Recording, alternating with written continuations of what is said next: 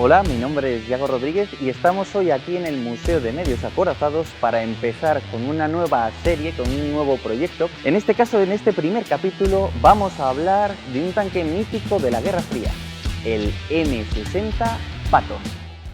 Para hablar de la historia de este monstruo de acero debemos remontarnos a finales de los años 40, poco después de la Segunda Guerra Mundial, ya que es cuando se pusieron las bases del diseño del M60 Patton.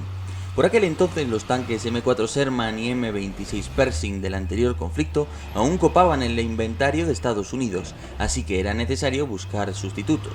Y es que en aquellos tiempos el ejército de los Estados Unidos mantenía una flota de blindados ligeros con cañones de 76 mm como los Sherman, los M24 y los Walker Bulldog, otra de tanques medios M47 y M48 Patton con cañón de 90 mm y por último al tanque pesado M103 dotado de un enorme cañón de 120 mm. La génesis de los carros de combate Patton está en el M26 Pershing que apareció al final de la Segunda Guerra Mundial y naturalmente se trata de un vehículo norteamericano.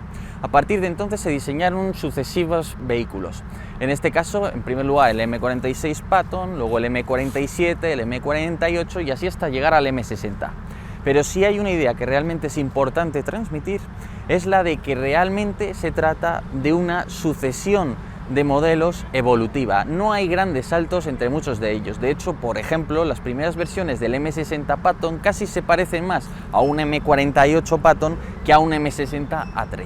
En ese sentido es importante tener esto en mente. Es una evolución paulatina, no hay un gran salto entre unos modelos y otros. Por cierto, antes de continuar, simplemente permitidme recordaros una cosa. Esta serie de documentales es posible y seguirán siendo posibles gracias a la compañía de simuladores militares Steel Beast. Si estáis interesados en adquirirlo, para los 100 primeros como una promoción especial exclusiva para esta serie de documentales, escribiendo el código blindado, con B por supuesto, pues obtendréis un descuento del 15%. Son simuladores militares buenos, complejos, es lo que se usa en el ejército español o en el ejército alemán para entrenar a las fuerzas acorazadas. Por tanto, si queréis más información os lo dejo todo ahí abajo y recordad, término blindado para obtener ese 15% de descuento solo para los 100 primeros.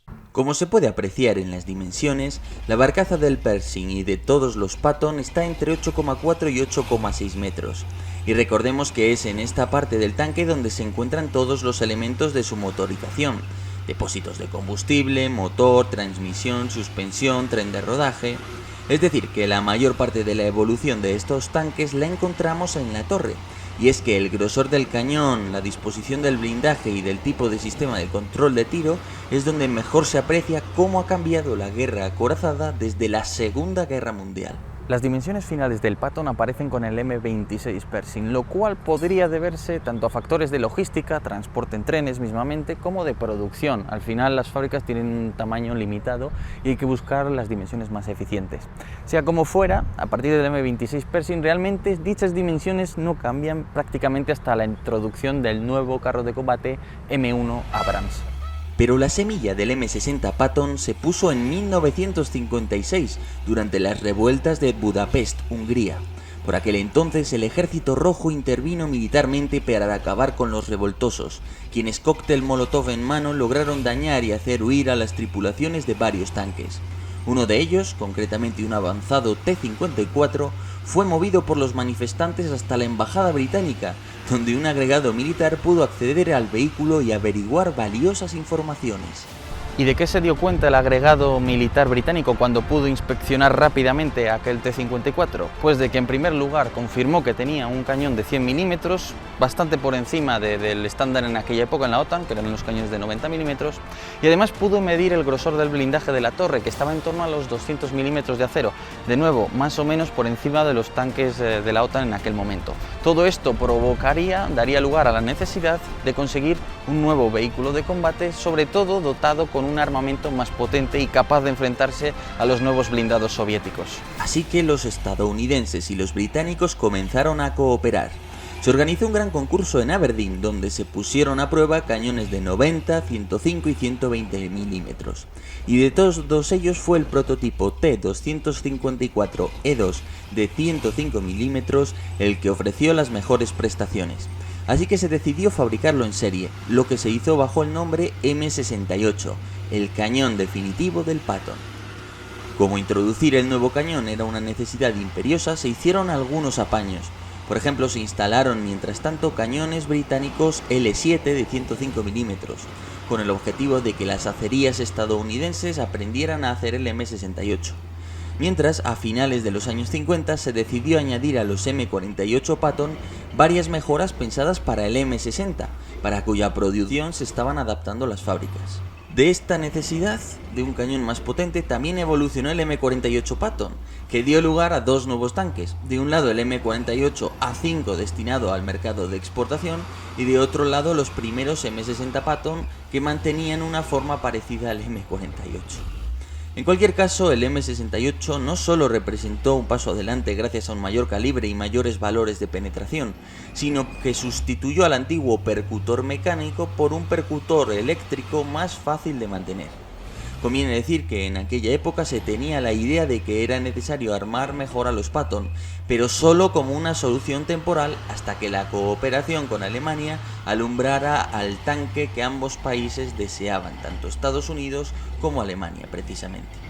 Es interesante destacar el paralelismo entre el M48 Patton estadounidense y el T-54 soviético frente al M60 Patton y al T-62 soviético.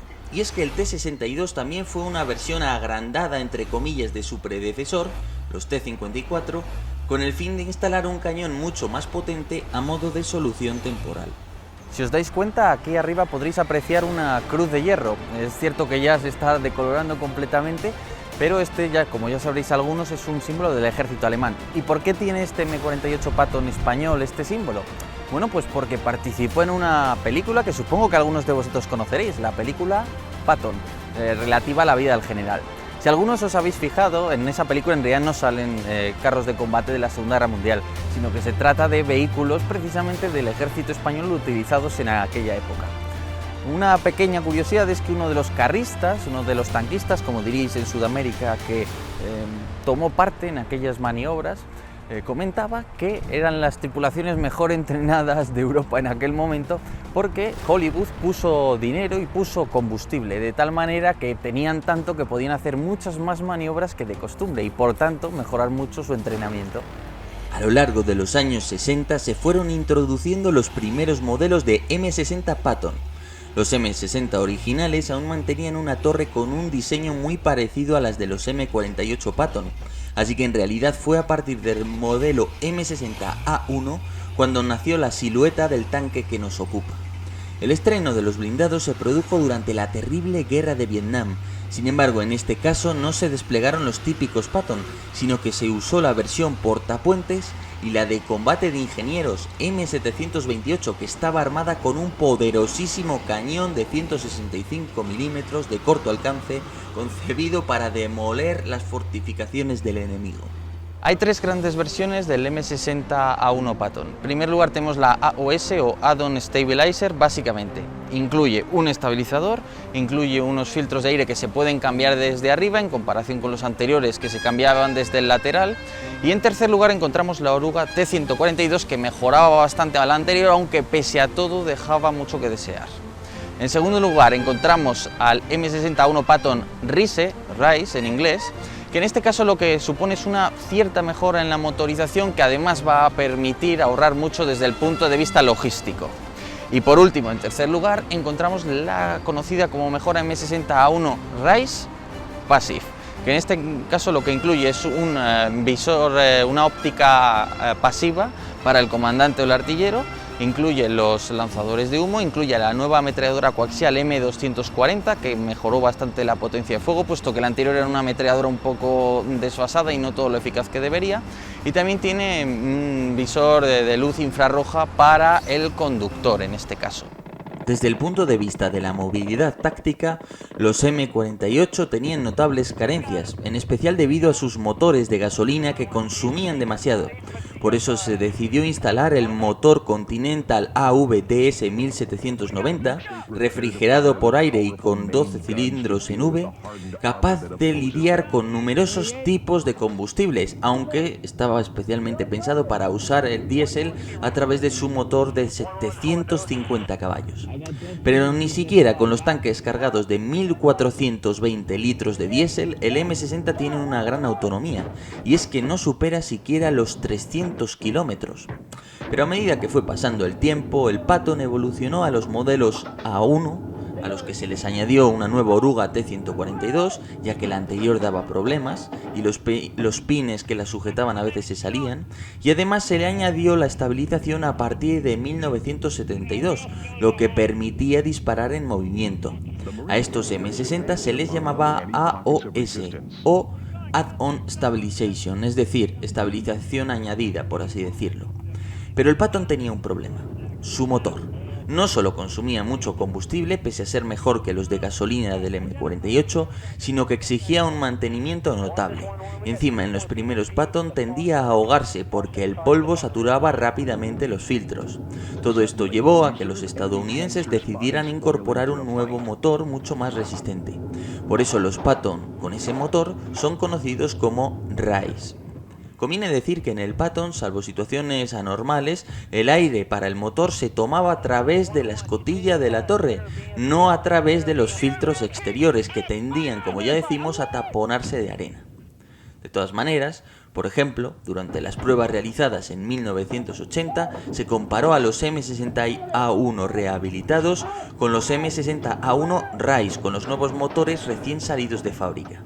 El ejército de Estados Unidos encontró que los A1 tenían un promedio de millas por avería de 59 millas, aproximadamente 100 kilómetros, mientras que el RICE solo tenía averías cada 114 millas, es decir, cada 180 kilómetros. Una diferencia bastante notable y desde luego útil para los mecánicos. Quizás algunos os preguntéis, pero bueno, entonces ¿cuál era la diferencia entre un M60A1 RICE Passive y un M60A3 Patton? Pues lo cierto es que las diferencias son menores. Por ejemplo, el M60A3 sí tenía mástil sensor de vientos como parte de la solución de tiro para introducirla en el sistema de control de tiro. Y de otro lado también tenía, quizás es la cosa diferente más obvia, un manguito térmico. El manguito térmico lo que sirve es para que haya homogeneidad en la temperatura del cañón al disparar y no provocar un efecto que puede ser negativo para la precisión. Entonces esta es la principal diferencia. Luego está el M60A3 TTS, Tank Thermal Sight, cuya principal diferencia con un A3 normal es básicamente una óptica mejor desde el punto de vista térmico. Los M60 Patton han tenido una historia muy interesante, han participado no solo en la guerra del Yom Kippur, sino que los podemos ver incluso en conflictos perfectamente recientes, como por ejemplo en la guerra en Yemen o en la intervención turca en Siria. Asimismo participaron en la guerra Irán-Irak, con un currículum que bueno, no quedó nada mal. Sea como fuere, en la actualidad el M60 Patton aún tiene vida, aún tiene futuro. Los israelíes han fabricado la saga Sabra, a partir de sus Magak, que son básicamente Patton israelíes.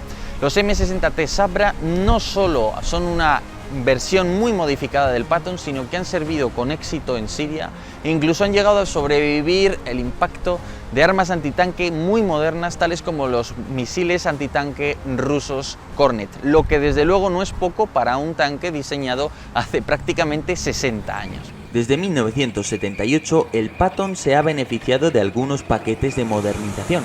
Por ejemplo, el de blindaje reactivo que los marines añadieron a sus M60 durante la Guerra del Golfo y que hoy utiliza Marruecos, o las diversas variantes israelíes que han sido desplegadas por Turquía para luchar contra el Daesh mismamente. En España, los últimos M60A3 TTS, Tank Thermal Sight, una de las últimas versiones, sirvieron hasta hace unos años en la infantería de marina, pero a día de hoy están dados de baja.